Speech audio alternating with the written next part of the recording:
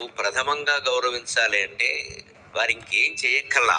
మానవ జన్మనిచ్చారు, అదొక్కటి చాలు.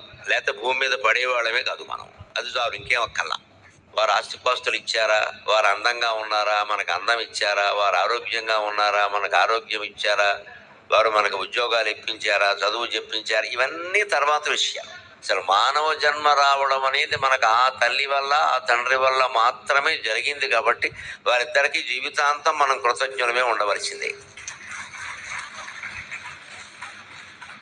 ఎన్నింటిని సాధించడానికి మానవ జన్మ ఉపయోగపడుతుందో కేవలం మానవునికి మాత్రమే ఉంది బుద్ధి కుశలత, ఇతర జీవులకు లేదు. తల్లిని తండ్రిని మనం ఎందుకు ప్రథమంగా గౌరవించాలి అంటే వారు ఇంకేం చేయక్కల్లా. మానవ జన్మనిచ్చారు, అదొక్కటి చాలు. లేకపోతే భూమి మీద పడేవాళ్ళమే కాదు మనం, అది చాలు, ఇంకేం అక్కల్లా. వారు ఆస్తిపాస్తులు ఇచ్చారా, వారు అందంగా ఉన్నారా, మనకు అందం ఇచ్చారా, వారు ఆరోగ్యంగా ఉన్నారా, మనకు ఆరోగ్యం ఇచ్చారా, వారు మనకు ఉద్యోగాలు ఇప్పించారా, చదువు చెప్పించారా, ఇవన్నీ తర్వాత విషయాలు.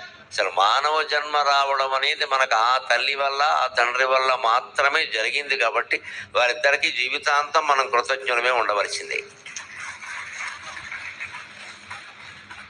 ఎన్నింటిని సాధించడానికి మానవ జన్మ ఉపయోగపడుతుందో కేవలం మానవునికి మాత్రమే ఉంది బుద్ధి కుశలత, ఇతర జీవులకు లేదు.